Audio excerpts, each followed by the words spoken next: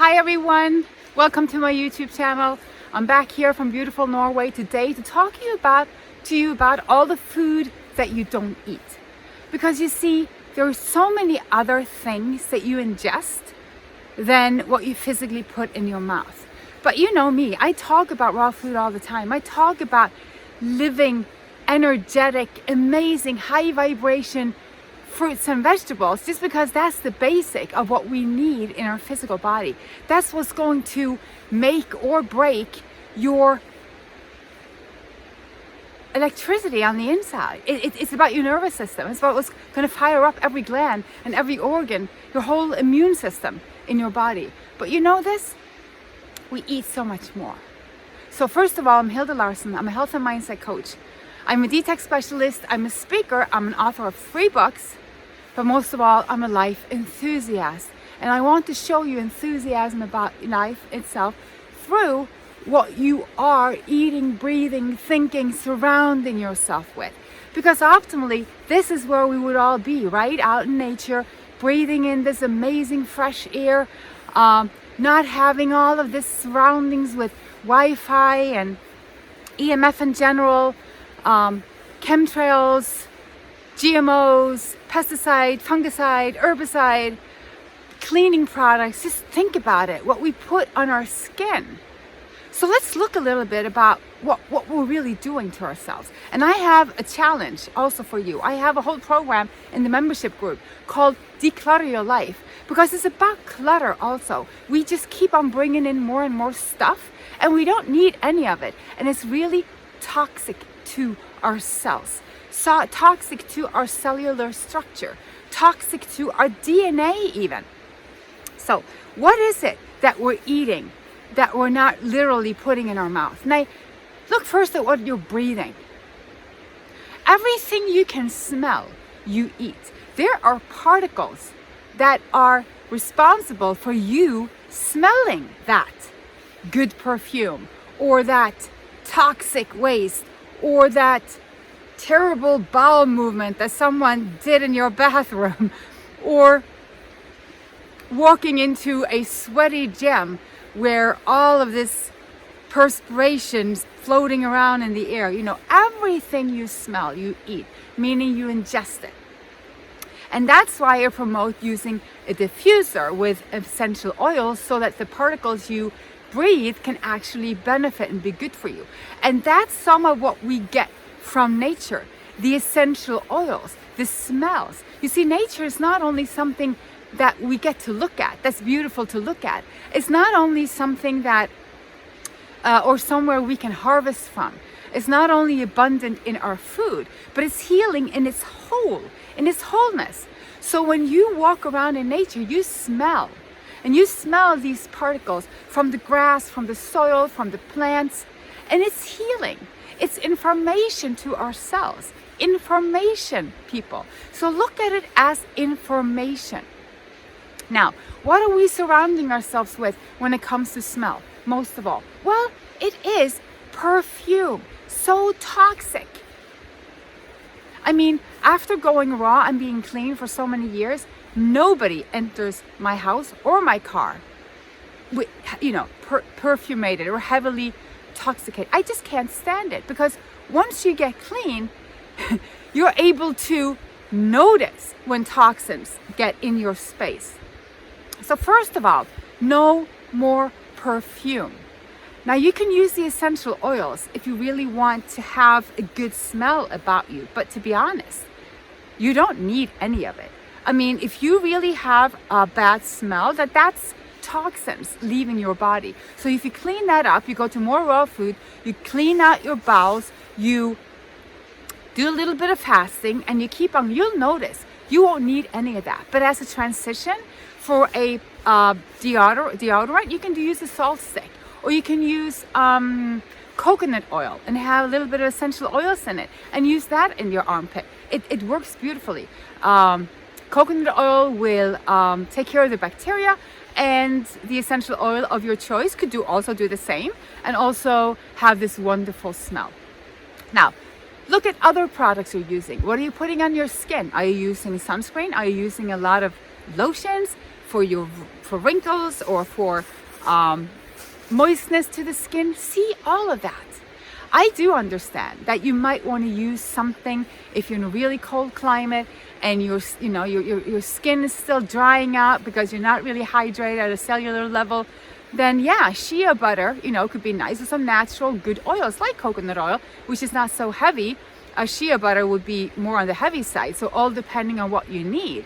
But look at everything that you have in your cupboard in your bathroom to see what can go. I mean, really declutter, scale down, go minimalistic with anything you put on your skin, on what you spray, in your hair. Go as clean as you can. It will really help your health because you're eating that as well. Now look at your environment in general in your house, because that you can control. Okay, what happens when you go outside you can't control, but you can remove yourself from it. But what goes on within your house you can control 100%. So what about your cleaning products? Are you cleaning your house with a lot of toxins? Now you can use water. I always use distilled water. You can use water with a little bit of lemon and vinegar or apple cider vinegar. It could clean most anything. Using regular vinegar and water is the best, glass cleaner, window cleaner there is. And then you can use the essential oils as well. So many of them are antiseptic, antibacterial, antifungal. And if you go to Young Living, you can use their thieves, or you can make it yourself. Just Google the blend exactly, but it's lemon, cinnamon, other antibacterial would be good to you. You can use rosemary, you can use clove, you can use thyme. All the citruses are great. So for cleaning products in your home, it's too easy. You don't even need any of that, and it'll save you money, and you will show your kids. And just remember, when you have children in the house, they ingest all of this, and they have little bitty lungs. So they're getting more damage from than we are even. And what we're supposed to be breathing is fresh air that supports our lungs, that are filled with oxygen, not with toxins. And remember, your lungs is one of your eliminative organs. And it takes oxygen in. It's life. It's your life force. So we're looking at what we're eating that we're not physically putting into our mouth as food, and we've gone through anything you put on your skin and anything that you breathe in. So important. Another thing about breathing. Walk by a barbecue.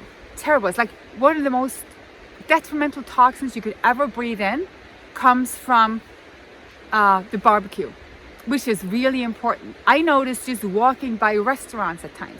And that's the other thing. It's everything you breathe, not only the very toxic stuff, but actually everything. So be a little bit mindful of where you're heading in your space. Now, back to eating even other parts of your, what your other parts of your being can be eating. Now, this is for some of you very obvious, for some of you not so much. But you're actually eating everything you're feeling. You're eating the energy of the people around you even. You are mixing your aura with people around you. So let me put it this way. If you are living together with or spending a lot of time with people that are really negative, that are really almost towards the abusive, and you feel something from that. You feel that this is uncomfortable. Okay, so if something's uncomfortable, that means you're taking this into your space, and the reason it can be detrimental to your health is that your health is altering in that direction. Your health, your cells can only go in two directions, love or fear. And I've talked about this before, like everything we do, say and live, we can only do it from two places, really, from love or fear. And you could say that there are many nuances. Yeah, sure there are. But, anything that goes towards gratitude, love, forgiveness, beauty, joy is what we call love. And when I talk about fear, I mean everything that will contract, everything that will, be restrictive. And that would be fear itself. It would be anxiety, it would be depression, it would be uneasiness, it would be anger, it could be irritation, all these feelings that come from fear. So when you're living in this world, it's really important that you own your emotions and that you're mindful about how and where you spend your energy. And this is for people who really want to elevate their own vibration and to heal, because this is 219 as I'm doing this video, and this is towards the end of this year. And this year has been, the way I see it, because I have colors to the years, it's been a red year. It's very hot, it's very transforming, very action-based, very much calling you to let go of everything that has ever held you down, because you know better. You know better. You're being called to do or act on anything that you already knew you needed to do.